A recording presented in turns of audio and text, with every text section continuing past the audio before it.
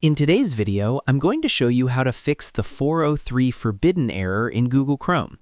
If you're trying to visit a website and suddenly see this error message, it usually means the server is blocking your request. This can happen for several reasons, but the good news is there are a few reliable ways to fix it. Let's start with the first method, which is refreshing your network settings using Command Prompt. Open your Start menu and search for Command Prompt. Once you see it, right-click on it and choose Run as Administrator. In the window that opens, type the following command, ipconfig/flushdns. Then press Enter. This will clear your DNS cache and remove any outdated or corrupted network data. After that, type another command, netsh winsock reset, and press Enter again. This resets your network configuration and can fix connection-related issues.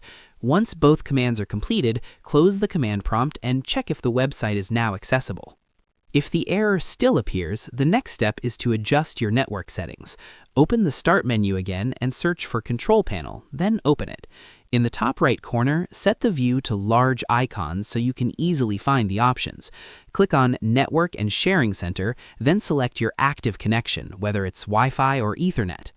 Click on Properties and in the list find Internet Protocol version 6 or IPv6. Uncheck it and click OK.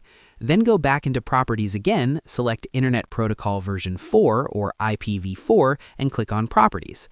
At the bottom, choose Use the following DNS server addresses and enter these values. Preferred DNS is 8.8.8.8. Alternate DNS is 8.8.4.4. Click OK to save everything, then close all windows and test the website again. If the issue still isn't fixed, try resetting your Chrome browser settings. Open Chrome, click on the three dots in the top right corner and go to Settings. On the left side, click Reset Settings, then choose Restore Settings to their original defaults. Confirm the reset. This will remove problematic settings or extensions that might be causing the issue. As a final option, you can reset your entire network.